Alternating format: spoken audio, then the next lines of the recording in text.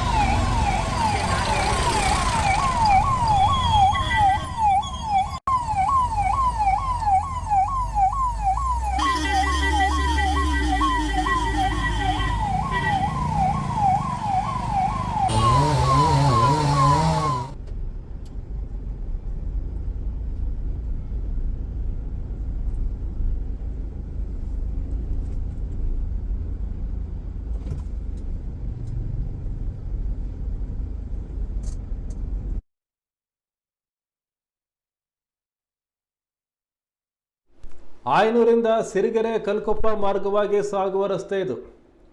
ಭಾರೀ ಮರವೊಂದು ರಸ್ತೆಗೆ ಅಡ್ಡ ಬಿದ್ದಿತ್ತು. ವಾಹನಗಳ ಸಂಚಾರ ಅಸ್ತವ್ಯಸ್ತವಾಗಿತ್ತು, ಬಹುತೇಕ ಸ್ಥಗಿತವೇ ಆಗಿತ್ತು.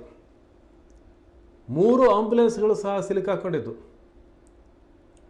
ಆಂಬ್ಯುಲೆನ್ಸ್ಗಳು ಬಹುಶಃ ಶಿವಮೊಗ್ಗದಿಂದ ತೀರ್ಥಹಳ್ಳಿಗೆ, ಅಲ್ಲಿಂದ ಮುಂದೆ ಮಣಿಪಾಲ್ ಅಥವಾ ಅಲ್ಲಿಂದ ಬರ್ತಕ್ಕಂಥ ವಾಹನಗಳು ಆಗಿರ್ಬೋದು ಆಂಬ್ಯುಲೆನ್ಸ್ಗಳು.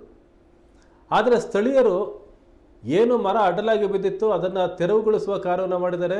ಆಂಬ್ಯುಲೆನ್ಸ್ಗಳು ಸುಗಮವಾಗಿ ಸಾಗುವಂತೆ ಮಾಡಿದ್ದಾರೆ. ನೀವು ನೋಡ್ತಾ ಇರ್ಬೋದು ಎಷ್ಟೊಂದು ವಾಹನಗಳು ನಿಂತಿದ್ದಾವೆ, ಎಷ್ಟೊಂದು ಟ್ರಾಫಿಕ್ ಜಾಮ್ ಆಗಿತ್ತಲ್ಲಿ. ಆದರೆ ಸ್ಥಳೀಯರು ಸಹಕಾರವನ್ನು ಕೊಟ್ಟಿದ್ದಾರೆ. ದೊಡ್ಡ ಮರ ಏನು ಅಡ್ಡಲಾಗಿ ಬಿದ್ದಿತ್ತು ಅದನ್ನು ಕತ್ತರಿಸಿ ಅದನ್ನು ತೆರವುಗೊಳಿಸಿ ವಾಹನಗಳ ಸಂಚಾರಕ್ಕೆ ಅನುವು ಮಾಡಿಕೊಟ್ಟಿದ್ದಾರೆ. ಈ ಘಟನೆ ನಡೆದಿರೋದು ಹಣಗೆರೆ ಕಟ್ಟೆ ರಸ್ತೆಯಲ್ಲಿ,